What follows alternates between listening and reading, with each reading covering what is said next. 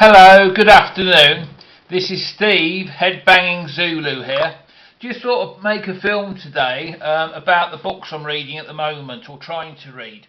Obviously with me there's a time constraint because I am going back south next Friday, and today is this Friday. So anyway, without further ado, I was watching this last night. This is a German band called Ramstein, and this is live aus Berlin. And this was made of a Berlin concert they did in '98. I absolutely love Ramstein. They were formed in the early '90s, I believe around about '93, '94. And what I love about them is the sound. It's industrial metal. They didn't copy the American or the English bands and do that new wave sort of bang bang heavy metal. They came up with their own sound, and I absolutely love the band. There's some great tracks on here from Du Hast, and I won't try and pronounce the rest of them because I don't want to make a fool of myself.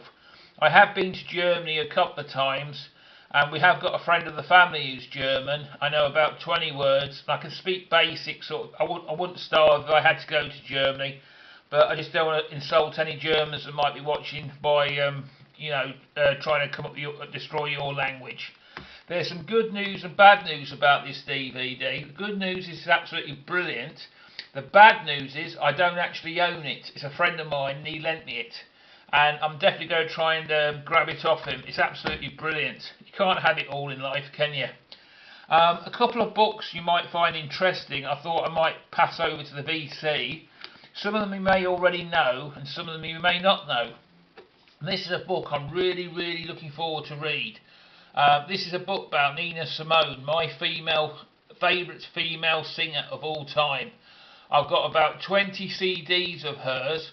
I won't talk about too much because I'm going to do a film of her alone when I put it all together. But this is a book I picked up in a local record store, and it's glimpses into her life, her diaries, and obviously she suffered bad health through her career, but she was a phenomenally trained classical pianist, and she sang some really, really good songs, especially in the protest songs of the late '60s in America. Some of them will make you to cry. They're so sort of heart-wrenching. And coming from a sort of family who's mixed like black and white, I can see where she's coming from. But yeah, this is definitely a good read, whatever happened to Miss Simone. The next one is just a general book on jazz. And I love jazz music. I'm a big fan of Miles Davis and Bolt. I love Bolt. The guy's an absolute genius the way he plays that piano. And I've also got some Coltrane as well I'm listening to as well, but mainly Miles Davis. So I thought I'd read this book and learn a bit more about it. This is a great book if you're into death metal. This book's called Choosing Death, The Improbable History of Death Metal and Grindcore, and it's got a foreword by John Peel. Now, if you don't know who John Peel was, he was a famous Radio 1 disc jockey, and he had Napalm Death on his show a few times. He was the sort of the first DJ to champion Napalm Death, but he was always with the underdog. He played music on his show that nobody else has touched with a barge pole. And it's a great book for me because it talks about the Mermaid in Birmingham, because Napalm Death were formed there, and there's a couple of lads who are local to me, the Embry. He's literally just down the road from where I live. And I believe they used to play with Carcass, who were a Liverpool band as well. And I remember the whole scene because a friend of mine he played for Cancer. He was a singer and guitar player. I've got a load of their records next door. But yeah, this book's thoroughly enjoyable. It does from the tape trading history of death metal, all the lineup changes, the various American and the British bands, and how the whole scene came up, if you know what I mean. And the great thing about this book, it wasn't really, really very expensive. Not some of these music books or this stuff, you're looking at huge price tags. But this is a very affordable. Excuse me, something just went ping then. It's a very affordable book and it's a great read. Going on with a heavy metal subject, I've got another book called Sound of the Beast. I can't wait to read that one by Ian Christie. And that's the complete Headbanging History of Heavy Metal. I shall definitely give that book a read. It goes right back to the days of Sabbath, and it goes all the way through the old wave, or the first wave, the new wave, so on.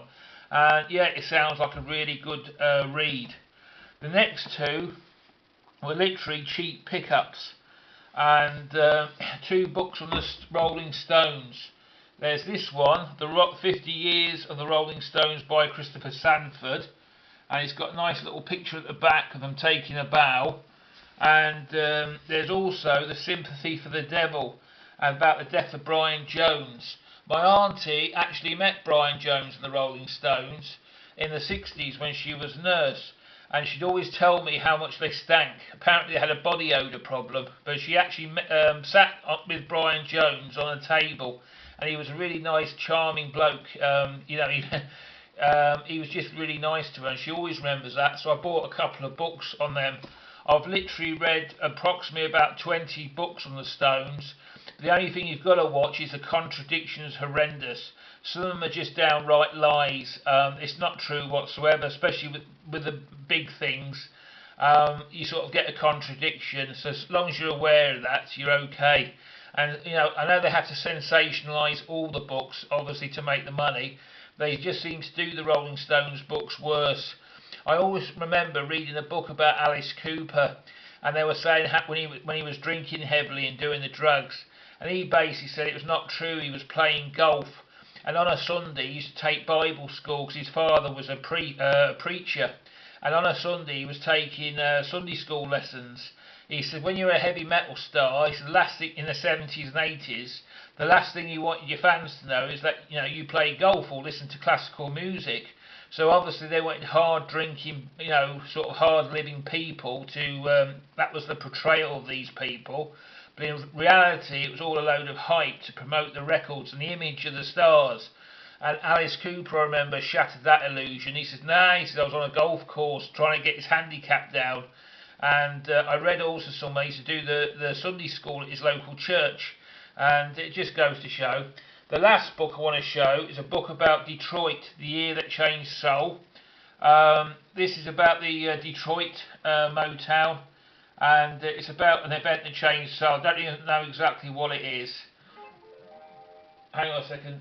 I think I've sold something, or something's happened to me. Everything's bleeping. I'm sorry about this.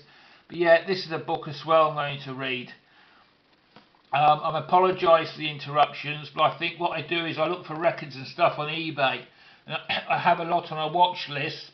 As soon as the auctions are beginning to end, my phone starts going nuts, or I don't know what it is at the moment. But yeah, I'm definitely intending to read this book anyway. It'll be a good read. But yeah, I'm just sort of show you some of the books I'm reading. As I say, I want to try and keep these films now down to probably about under 10 minutes, because as I say, it's getting absolutely ridiculous to put them online. I just want to say, I wish everybody in the BC peace, love and happiness, and God bless everyone.